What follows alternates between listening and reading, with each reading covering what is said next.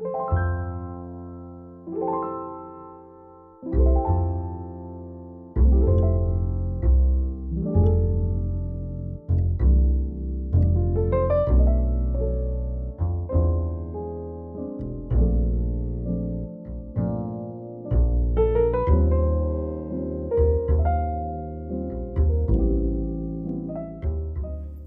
past weekend, after much packing and planning, all of my sisters and I were able to sneak away for a girls' trip.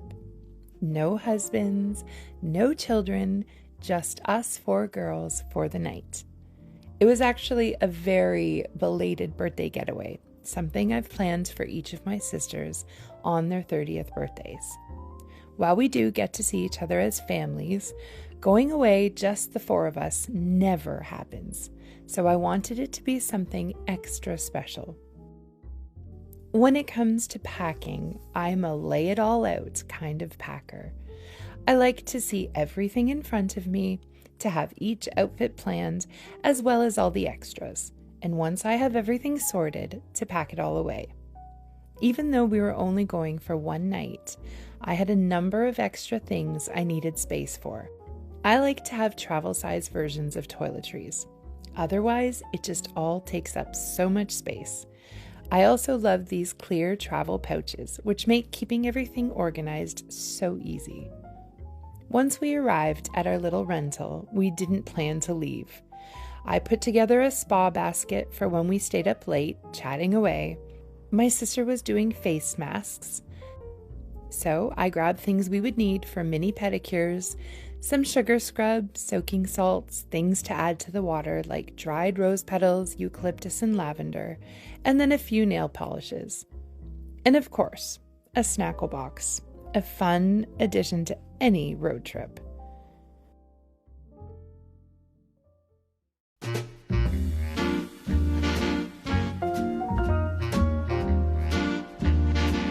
Wanting to make the most of our time away, we left in the morning and made our way over to the Southshore. Our first stop was Blockhouse, Nova Scotia, a town roughly the size of a 4-way stop, but one that boasts a great vintage market, an antique shop, and a bakery. The 4 Points Vintage Market is fairly new, and it's a great little barn with a number of vendors. There's a selection of vintage clothing, ephemera, small antiques, maps, nautical decor, and more. Next door is the Brindle Boston Antiques, which recently finished a huge expansion. They have a fairly large assortment of antique furniture and a few gifts and home decor items.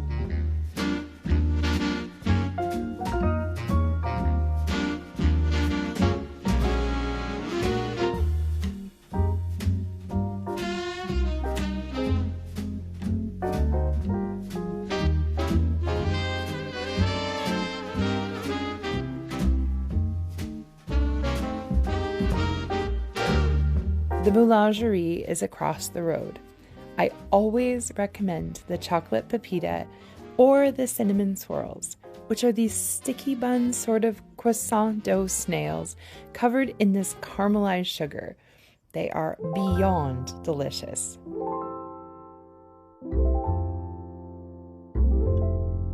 From there, we made our way towards historic Lunenburg. One of the main shops we wanted to visit here was Conifer. Brett Meach, who I had found through Instagram years ago, has a way of curating gorgeous European antiques and treasures he's collected on his travels. The store is this unique mix of clean, classic, European antique style with a slight contemporary feel and the occasional unique or unusual piece thrown in just to keep things interesting. It just all works together to create a space that's such a pleasure to walk through. Because of the nature of the pieces he's selling, a lot of it is at a higher price point, but he's added some beautiful little bits throughout. The prettiest cleaning tools, market bags, kitchen items, and lots of other little things that offer something for anyone. If you're on the South Shore, it's a fabulous shop to pop into and enjoy.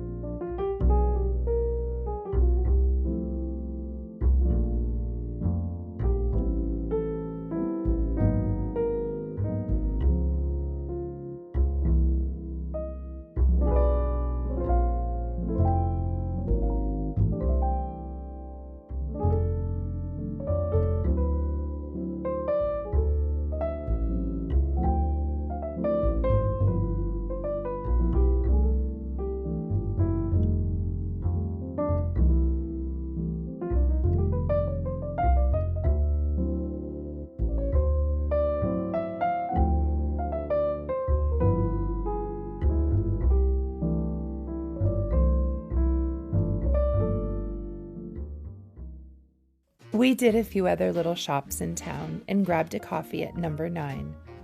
Lunenburg, a UNESCO World Heritage Site, and home to the Blue Nose 2, boasts 3 bookstores and street after street of the most colorful East Coast homes, many having the traditional Lunenburg bump out. I always love the doors of Lunenburg. There are so many interesting ones with different door knockers. The town itself is a few levels of streets, set into quite a steep hillside off the wharf, so some of the side streets are quite literally on a 45-degree angle to the house. But the incline offers beautiful views of the harbor below, with the tall ships docked along the wharf and the lobster boats coming and going.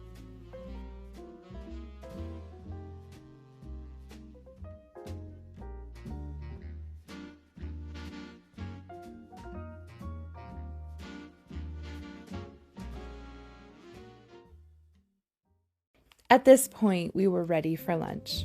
Hirtles Beach, one of our favorite beaches in Nova Scotia, isn't far from Lunenburg, so we made our way over for a picnic lunch. It was the most beautiful day, perfectly warm with blue skies, and while it was way too cold to swim, the waves were just glorious.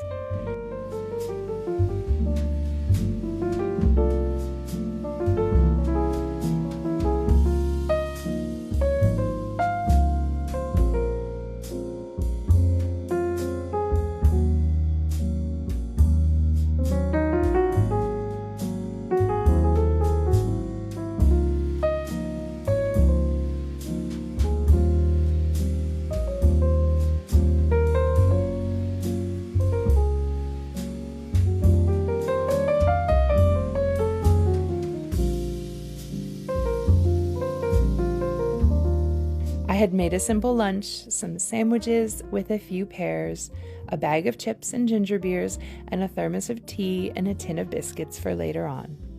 We drove around Rose Bay and just enjoyed looking at all the coastal homes. It's such an interesting area. The landscape is dotted with a mix of small historic cottages and minimal modern homes. It all just feels a bit windswept and rustic, but it's so beautiful.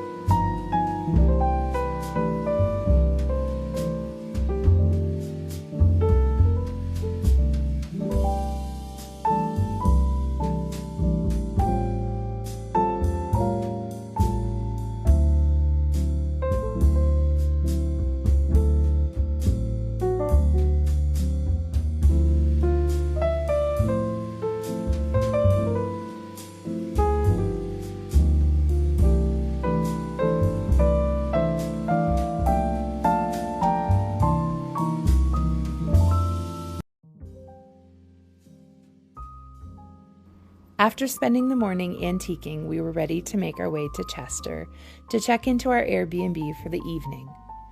I had found this little coastal loft, which, while small, was so cozy. 2 shared the proper bedroom with a queen-size bed, 1 stayed on the pillow couch, and my room was the tiniest room I have ever seen. Snug but cozy, and really all I needed. It perfectly fit 1 single bed with a little bit of space at the end for my luggage.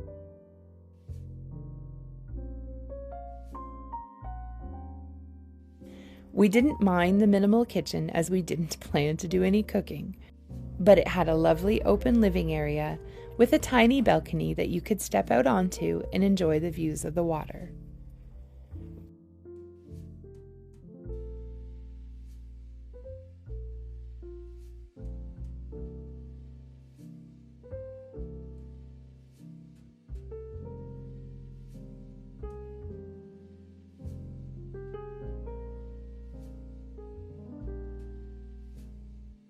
We quickly got settled in, and my sister got set up to do a painting class with us.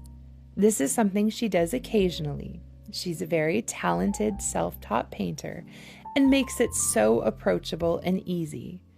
We opened the windows, turned on a soft English countryside playlist, opened a couple bottles of non-alcoholic sparkling wine and rosé like kombucha, and just had the most relaxing evening.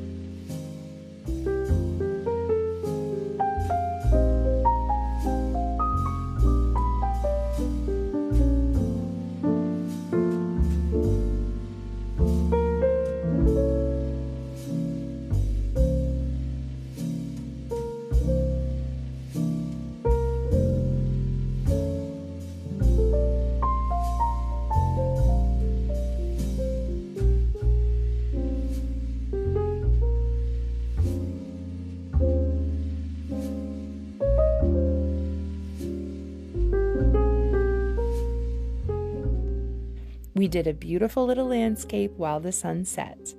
And then, when we were finished, we put together the easiest dinner. A grazing board with some cheeses and meats, olives, bread, crackers, and we just sat around and sipped and nibbled and chatted. Going out is lovely, but sometimes it's just so nice to stay in, relaxed, and just enjoying being by ourselves. We had birthday cake for dessert, chocolate with a mocha buttercream, and before we knew it, we were well into the evening. Out came the spa basket, and I filled a small tub I had brought for a foot soak. We applied face masks, did pedicures, and acted like we were 13 again and having a sleepover. Finally, we called it a night at 1 a.m. The next morning, we enjoyed a slow morning, nibbled on leftover cake, and sipped our coffee while we just basked in the morning sunlight.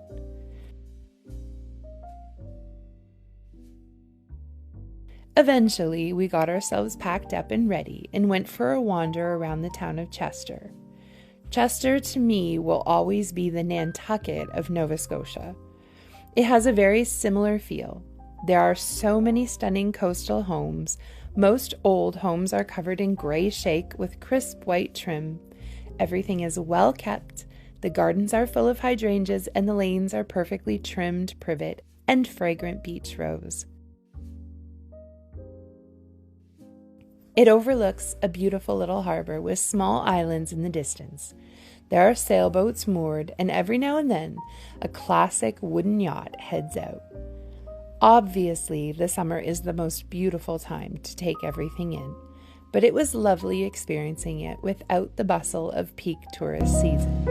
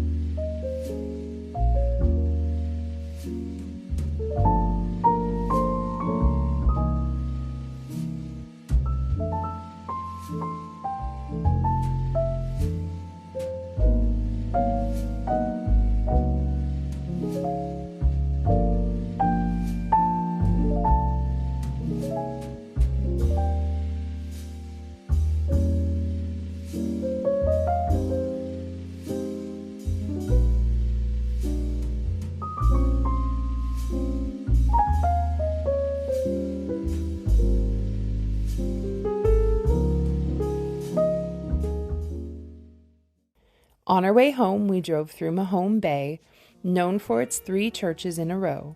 We popped into the barn for one of their famous cinnamon rolls and a latte, and then we browsed a couple of the shops in town, Oak and Fern being one of our favorites.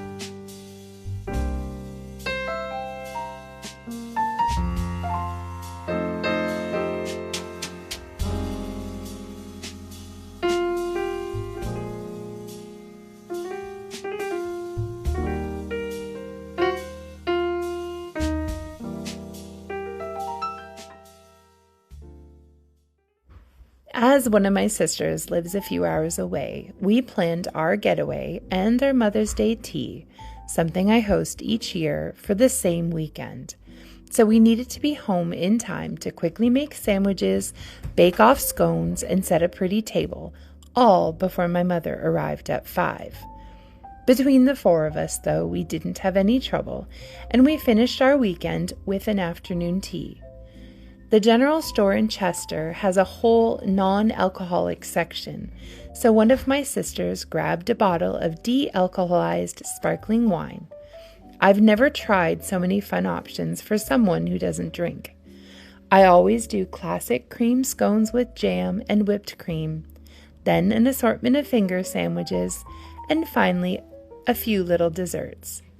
My mom's favorite petit fours, some mocha shortbread hearts, pistachio macaroons, and simple vanilla and white chocolate madeleines. It was the perfect way to finish a really lovely girls' weekend. I'm so thankful we could get away and spend time as sisters. Life is busy, and we all have a lot going on, and it's not always easy to have uninterrupted conversations. 1 Thessalonians 5 verse 8 says, "Wherefore comfort yourselves together and edify one another, even as also ye do." Every now and then, it's a blessing to have the time and space to have good, meaningful conversations. Conversations that sometimes venture into harder places, and conversations that edify and encourage, but also to spend time laughing and remembering life before babies and husbands and lives full of all the responsibilities of being grown up. To turn our minds off and just enjoy painting in the sun. To stay up late, giggling while we paint our toenails, and to have cake for breakfast and not rush into all the things requiring our attention for that day. We can't stay away long. We are all eager to get back. But for a few moments, it's a blessing to just be sisters again.